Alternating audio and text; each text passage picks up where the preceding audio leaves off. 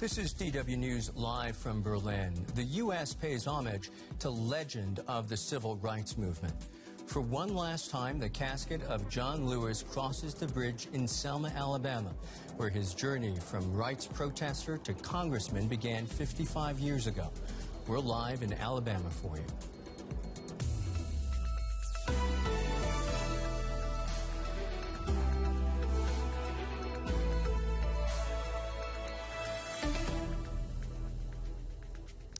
I'm Michael Oku. Welcome to the program. Again, we start in the United States, where the body of the late civil rights icon, John Lewis, is to be carried across the Edmund Pettus Bridge in Selma, Alabama, in a special ceremony which is about to start. It was on this bridge that Lewis and other civil rights marchers were beaten 55 years ago in what was to become Bloody Sunday, a key event in the fight for voting rights for African Americans. We want to show you live pictures now where mourners should begin to gather on that bridge. There you see the pictures outside, across from the bridge, where Lewis's body is supposed to be carried across.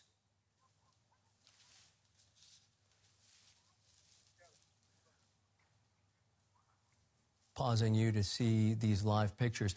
We're seeing mourners gathered near the casket of Lewis to be carried across the Edmund Pettus Bridge in a highly symbolic ceremony. This was the site of a conflict on what, as I mentioned, was called Bloody Sunday on March 7th, 1965. Police attacked and brutally beat civil rights movement demonstrators as they were attempting to march across the bridge to the state capital, Montgomery. His death brought the capital to a standstill. Flags flew at half-mast. Silence on the House floor as representatives paid their respects. John Lewis's last public appearance was at the Black Lives Matter protests in June. It's a cause he fought for throughout his entire adult life. Lewis was part of the civil rights movement in the 1960s and a close associate of Martin Luther King Jr. In 1965, Lewis helped lead a march across a bridge at the town of Selma, Alabama, which was brutally suppressed by the police. Lewis sustained a broken skull. I was beaten by a state trooper, knocked to the ground, and I was in the hospital confinement until about an hour ago. National outrage at the violence led to equal voting rights for blacks within months. 50 years later, Lewis revisited the site with the country's first black president, Barack Obama. We were beaten, tear gassed. Some of us was left bloody right here on this bridge. 17 of us were hospitalized that day. But we never became bitter or hostile. We kept believing that the truth we stood for would have the final say. In his 17 terms as a congressman, Lewis often acted as the moral conscience of the country.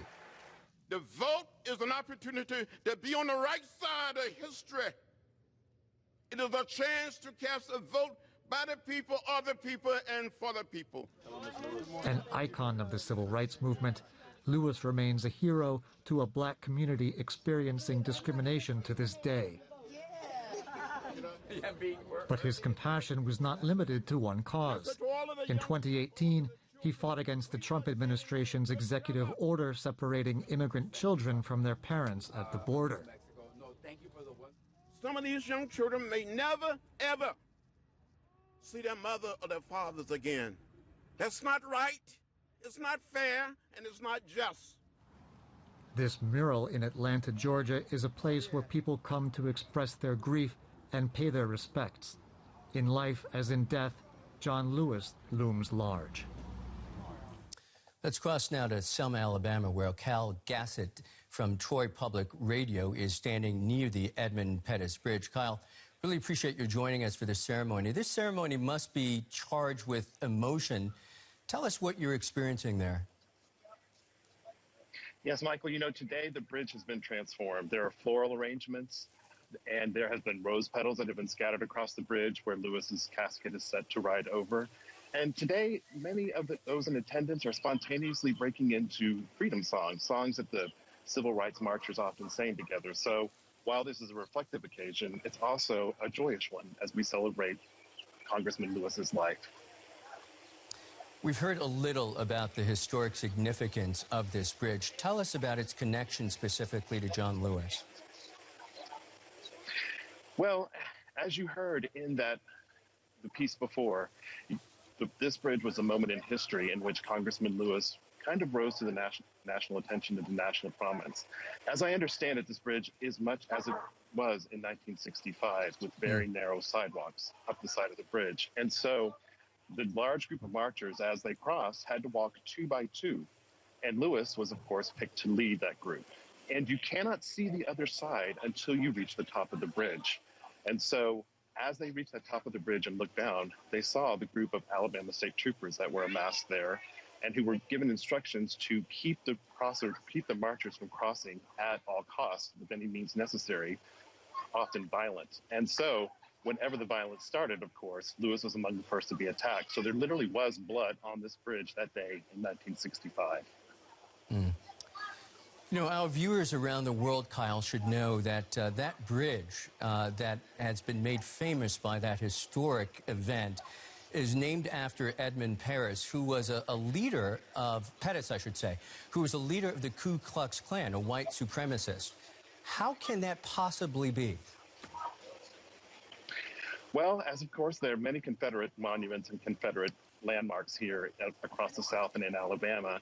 And in 1965, prior to 1965, of course, this bridge had been named for Edmund Pettus, who was a Confederate general, also a U.S. Senator from Alabama. And of course, he was a Grand Dragon in the Ku Klux Klan, which is a very high-ranking member of that organization.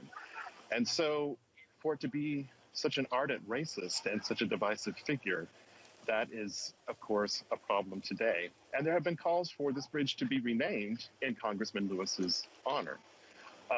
My reporting has indicated, I've talked with a number of people here in the Selma community and some who were part of that original protest in 1965, that they don't want the bridge to be named. They love and deeply respect Congressman Lewis and his accomplishments, but they believe that keeping the name of this bridge with this divisive and racist figure only reinforces the transformative moment that happened on this bridge that day, and of course the power of the movement itself. Interesting. Kyle Gassiott in Selma, Alabama. Thank you so much for that. You're welcome, Michael. Now to some other stories making news around the world at this hour.